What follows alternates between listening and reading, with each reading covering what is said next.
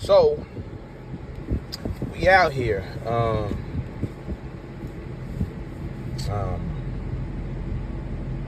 At the crib, and I gotta take care of some business real quick. So today I had to go do a random urine test, and I went to chiropractic to get myself straightened out. Shit, make sure everything's good. So I walked back out there, feel like I could dunk on somebody. Your boy used to dunk on people back in the day. Like 2 people at one time. I'm telling you. But anyway, I ordered the OTR reset tool. This one's for the PACCAR MX 2011 to 2015. It's for the MX-13. The instructions how to use it is right there for this truck. I don't know if you can see it that good. There you go. Reset, force DPF, REGEN, reset the after treatment, all right there. Pretty simple. You can get it on Amazon, but I don't think they have any. So I got it from them. It was $600 plus I overnighted it. Then I used a promo code. I think it was, I forget. Anyway, if I used it, I have to go back and find out what it was. I think I got I forget what I got off on it. But I overnighted it, came out to be right at $700, pretty much, a little over. Since I overnight, the top package you can get for overnight is like $100. So anyway, it came in less than 24 hours from Michigan. They're out of Michigan, so those that don't know, they're out of Michigan. This was a tool that I was supposed to got years ago at the truck show. That one time when everybody saw me at the truck show in Louisville, they had it for like $300 or something, and I didn't get it. And I guess because I was like, well, I ain't got another, I'm probably not gonna never get another PACCAR, and I end up getting another PACCAR. So there you have it. So anyway, this truck here has a gang of codes on it. My truck had one code on it since December. I cleared it out. It cleared the code out in like 30 seconds, which I know there was nothing wrong with my truck. So like I said, I had it checked and everything. It was just like, it's a broken wire. Ain't nothing gonna happen to you. This one, the batteries, when the batteries die, they just throw all kinds of codes because you're trying to crank it up or whatever. It'll throw after treatment codes, it'll throw EGR codes, and those are codes and whatever. So now you get to see me, your boy, do it firsthand, so it makes some of y'all feel comfortable, because I know other people done did it. Y'all probably ain't seen them do it, but the thing worked, man. So hopefully I don't get in here and this becomes a fail, but it works.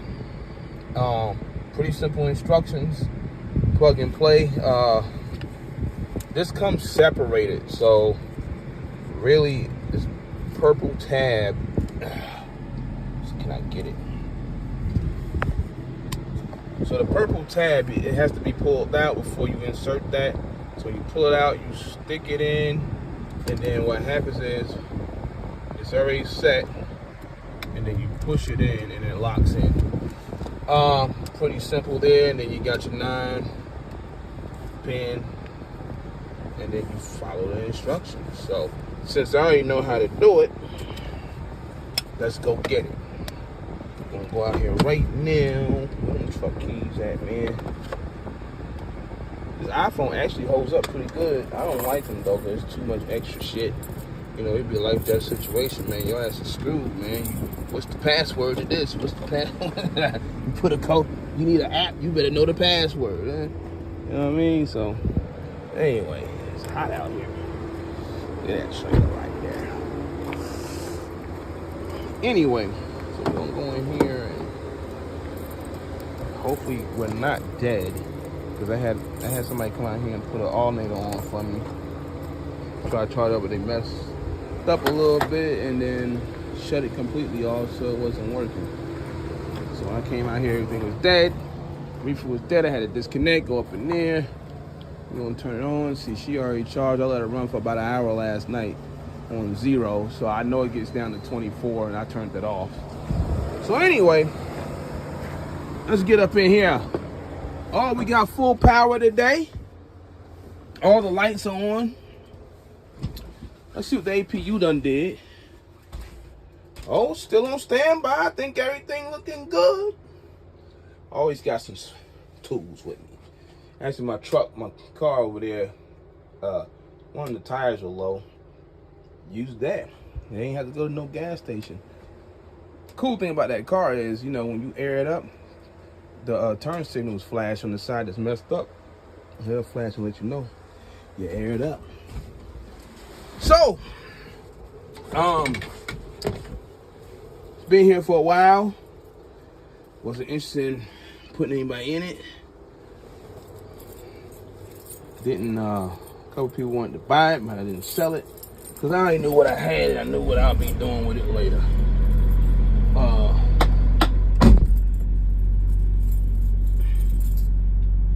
So, step one, wrong key. Step one, it's already off anyway, but I'm gonna show y'all what we got.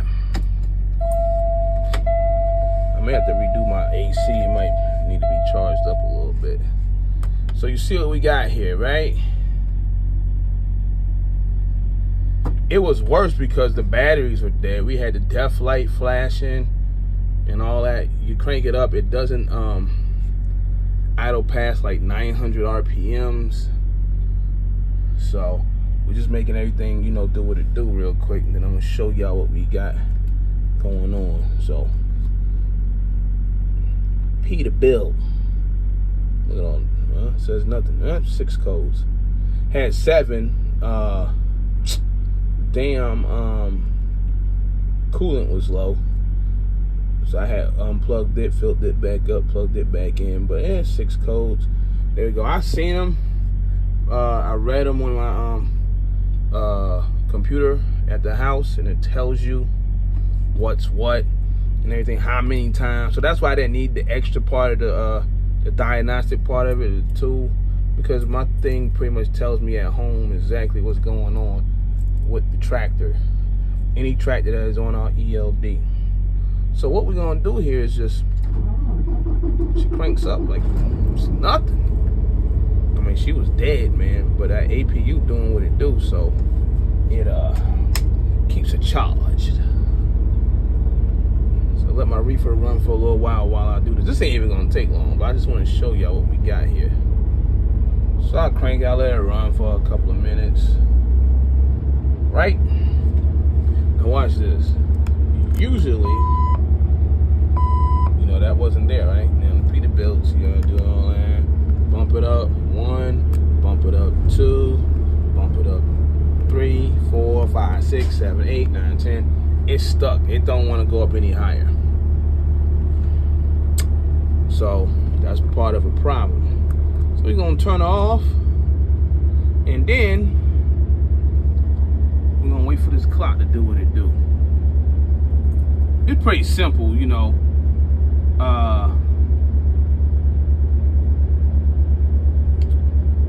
We'll do it like this. We'll just turn the truck off and count to a minute.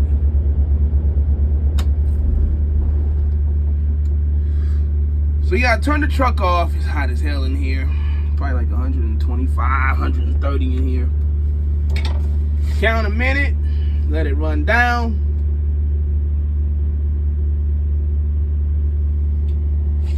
When it gets to a minute, we'll go to the next step.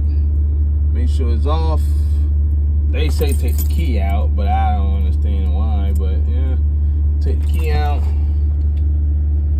Maybe some of these trucks got chips in them, depending on the truck.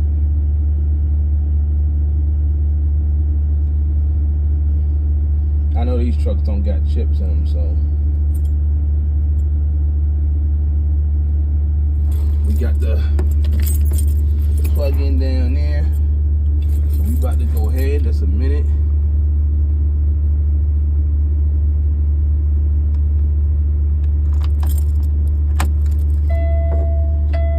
We gonna turn the key.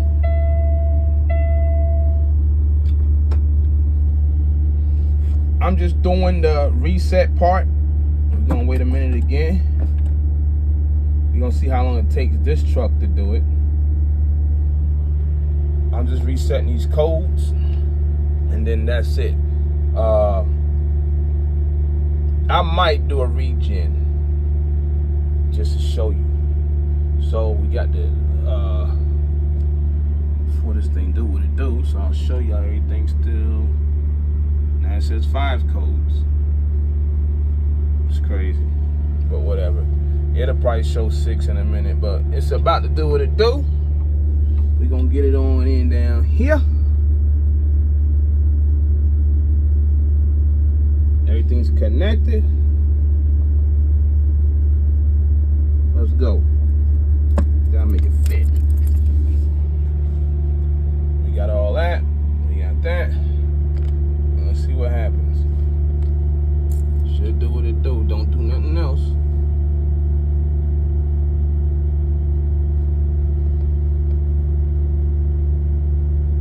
This joker taking a little bit longer.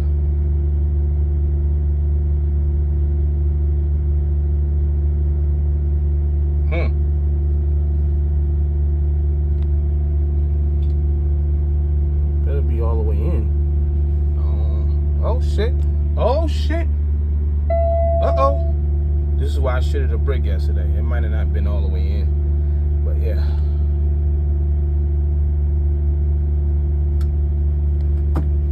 It's still doing what it's doing.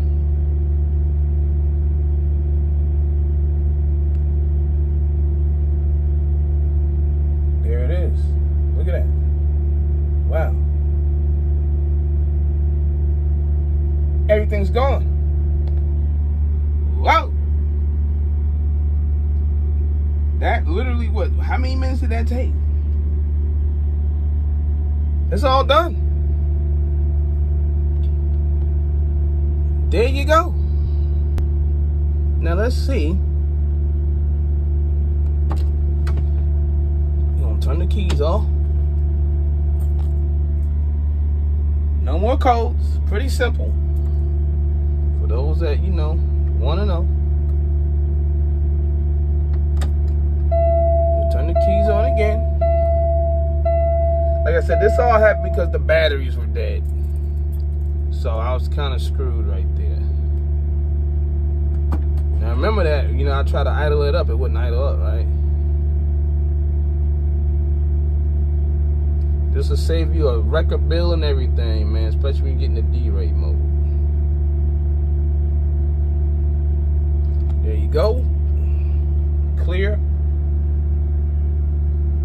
This is a 2015 579 Peterbilt Packard MX-13. You see how many miles is on it. This is the only one that hasn't had a rebuild or anything. There you go. No more codes. Can't get back in there. All right.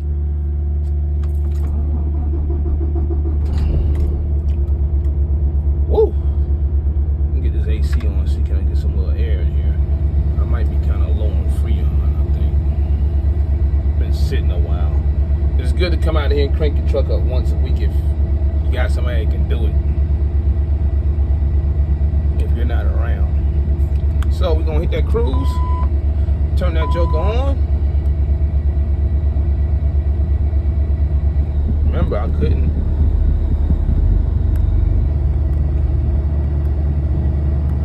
do that a minute ago.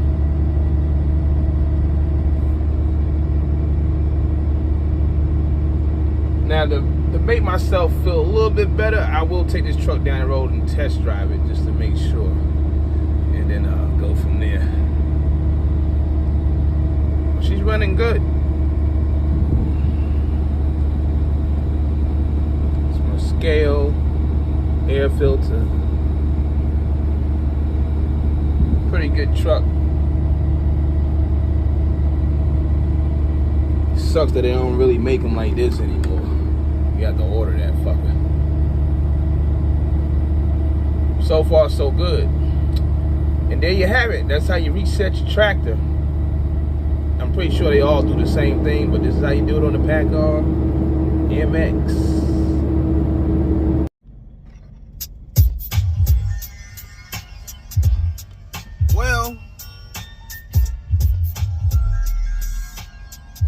might be too much bass.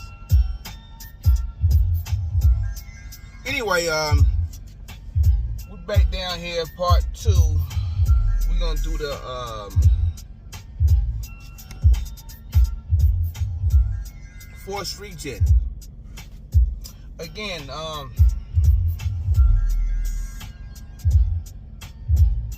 I will say this.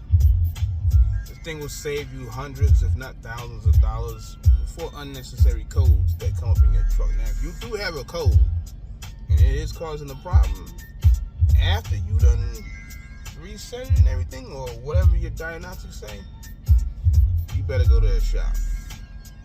I'm not telling you to get this thing just to be resetting your truck all day long going down the road because you don't have no money to fix your truck. I'm just saying, you might have a dead battery situation like I had. There's a bunch of unnecessary codes there, ghost codes, or you might get a ghost code going down the road. Or you might be in the middle of Wyoming somewhere and trying to get to Salt Lake City or to Denver, and to Peterbilt or to Freightliner, wherever you may be going. This will save you. Now we're gonna go on a truck here in a minute and do the force regen. I thought I had the force regen part of the video. I didn't, so now I'm back here at the house. I'm gonna go do it. I've been doing a lot of power only lately, and let me tell you, man, I've been doing that for a long time, off and on, Landstar, Universal. So understand what you're doing when you're doing it. A lot of people just haul vans and that's it. You know, make sure you got the proper coverage. Safe numbers is 25,000 to 50,000. I carry 80. Make sure you get all the pictures, front, back, side, underneath, tires, rims, brakes, landing gear, and lights on. Because there are companies out there that will charge that back to you, and you're going to be highly upset that they took half of the money back on a loadout or power only trailer of some sort.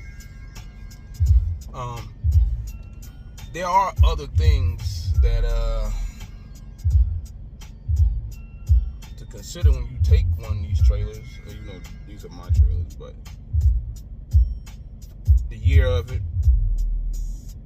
Don't book a trailer, especially a van, think you gonna go get a load and you don't even know what the trailer look like. You need to know the year of it and everything, because you will get a trailer and that joker might be wooden walls, and you might be going to pick up a load of cans and you can't get the cans because they don't want wooden walls. Certain customers don't like wooden walls anymore. So you gotta make sure you know that. Things like low boys, like I was hauling the other week, you gotta know how to operate that. I hauled a pneumatic. A couple other things I done did. I done hauled all kinds of trailers since I've been driving a truck, so I don't have too many problems dealing with them. The main thing is making sure you got a proper pre-trip, your pictures and stuff, and make sure your DOT and your registration is up to date and you got a plate on the trailer or something, because you might have another problem going down the road. So dudes get them for loadouts. Loadouts don't pay much or nothing. This has been a discussion that I came across on Facebook, and they don't understand what a loadout is. A loadout is, hey, I got this trailer sitting here that needs to go to San Francisco. You can find a load in it. We're gonna pay $500, $200, whatever they want to pay you, because they usually don't pay nothing to move one. But it needs to be there by this day. So however you get to San Francisco, you need to be there by that certain date. Or something might happen, such as we take more money from you on the load. But make sure you do what I told you earlier. Pictures and all that. The other loadout is, let's say you pick up here, it's loaded, and you go somewhere, you drop the load off. You can use the trailer, if the broker tells you so, to find a load to have it, instead of leaving it in San Fran, they might say it needs to go to San Diego. Or you can find a load to go to San Diego or down to LA and then hop down to San Diego whenever that's supposed to be back in San Diego or wherever they tell you to take that trailer. Because it seems like a lot of people don't understand that. So, and when you don't, the trailer, you're done. But you got to have it there when they say have it there. Don't matter if it's van, reefer, flatbed, step deck, don't matter. I have not seen people load pneumatic trailers and stuff like that in tankers, but they get moved. But again, know what you're doing, know what you're dealing with before you do it, before you move. Because you might get your hands on something that you wish you didn't get your hands on. That's pretty much it, you know, when it comes down to most of that. I mean, there's a couple other little things here and there. You know, like I said, they could be a round tripper. They might make you go out, come back in, go out loaded, come back empty. You might go out empty, come back loaded. It's a round trip power only. You would be amazed of how many dudes don't understand that. So, but you gotta make sure you got all that, you know, down pat before you touch somebody's trailer. You might take a trailer to a bad area. You won't get nothing out of there. So you gotta understand that too. You better make sure you get paid enough to go to that bad area. So, something wrong with that trailer, you better make sure that they can get it fixed now or whatever. Or if you're taking it down the street somewhere, you better make sure that they can get it fixed. Because, especially if you don't say anything and something happens to it. We had a conversation actually yesterday about it, and I kind of missed part of it, but yeah, you don't want to get charged for something that you didn't do. Okay. Anyway, I could go on and on with that. That's just some little basic stuff with that.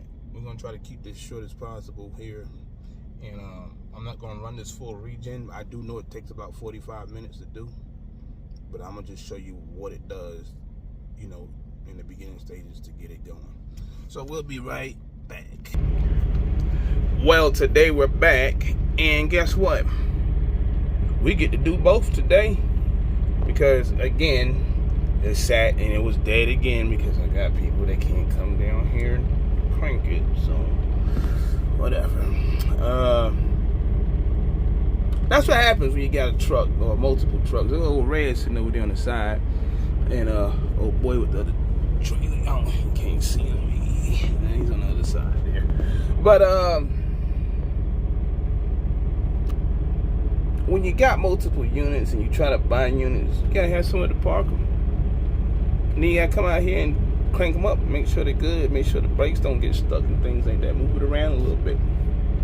So, for the second time here, it's 10:30 in the morning. I'm gonna leave that reefer running half the day. And not half the day, but for a few hours. Let it charge up and see, can I cut a deal with somebody and have them make sure they come out here and crank both of these up if I'm not here like that. But we're gonna leave it off for a minute, right? And we're gonna clear them codes. You saw the lights on up there on the dash, and the only reason why they on, because once it's dead, man, it's like, and you try to crank it, there it is. I don't know why they do that with these new trucks, but that's what it does, and it causes some problems if you try to keep running it with those engine lights on and stuff like that. Even though you know there ain't nothing wrong with the truck, but if you let it die completely, when you try to come fire it up, you're gonna have a problem. So again, I left it off a minute, right? I'm gonna turn it on. I'm gonna wait a minute.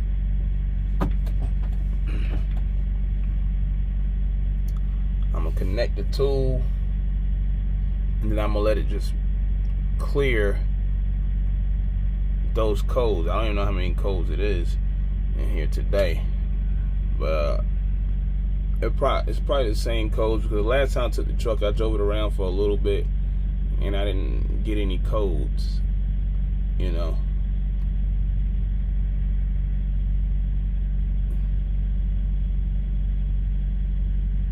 So we'll see. We'll see what we do. See operators manual. I'm looking over here, but EGR, and that's what happens when it sits like that. You get these goofy codes, and half of them show nothing. So there goes about a minute, right? We're gonna take our tool. We're gonna plug it in down here. Make sure you get it in there, because it's kind of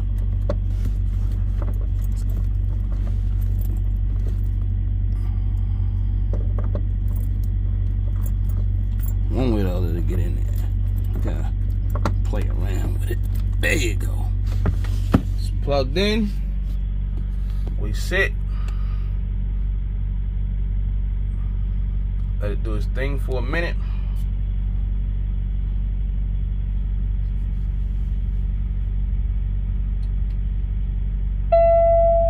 That right there scared the hell out of me the first time I seen that on my truck. One light's out.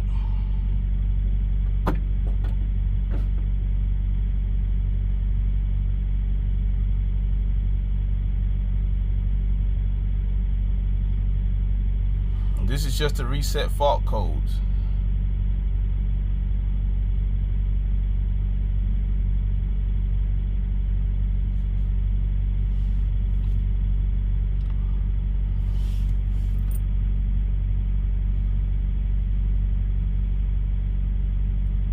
And those codes are gone again. But, you know, like I said, you sit here for a minute, your truck is gonna do this. And I'm gonna disconnect it.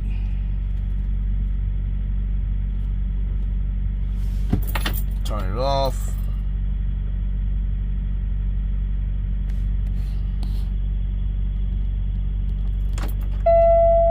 Turn it on.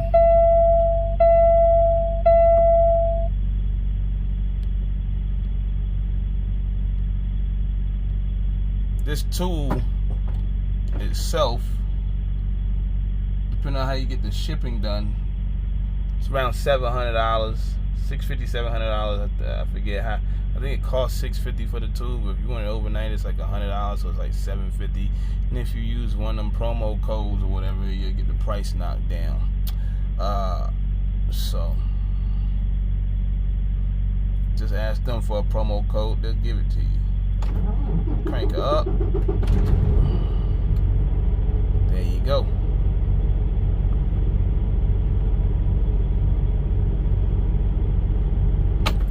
Now,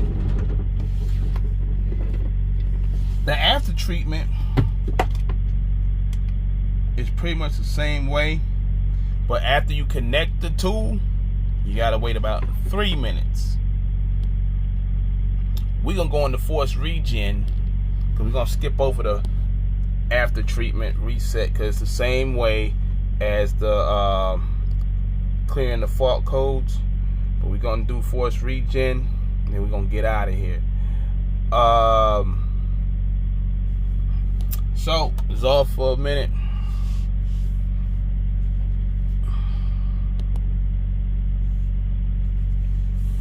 Let me see. We'll wait for a minute here. We'll be right back. Alright, we back. Gonna give it a minute.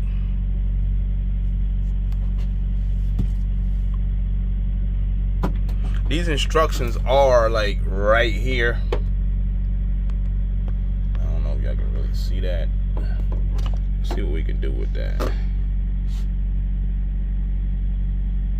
Kind of messed up.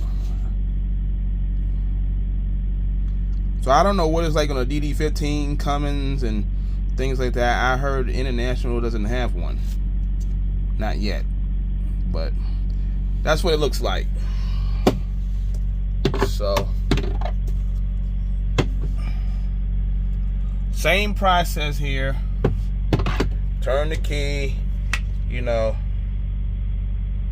make sure the truck was off for a minute. turn the key, wait a minute, connect it.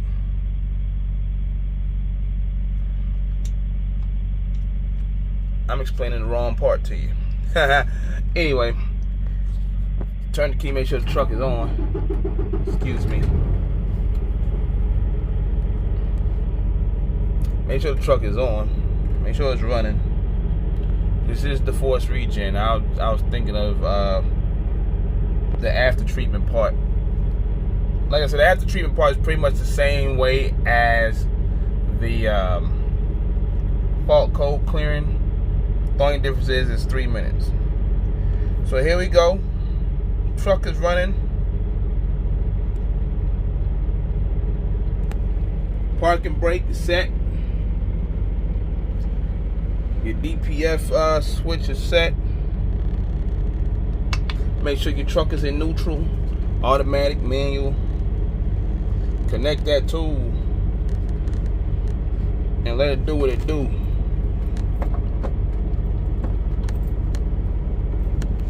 Probably gotta wait a couple of minutes, but once you get those couple of minutes out the way, you'll be set. Excuse me. Thing is like so annoying to put in there.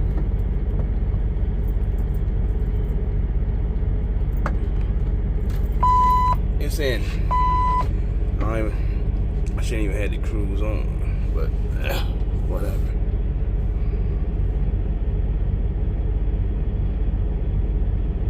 But it really doesn't matter if it's on. Just wait a couple of minutes.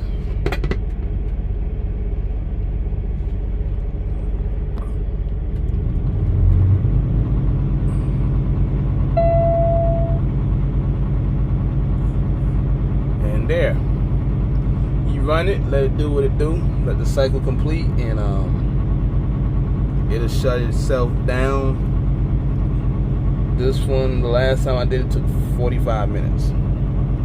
So anyway, that's how that is done. Hopefully y'all found the video useful. More ways than one. We'll get to y'all next time.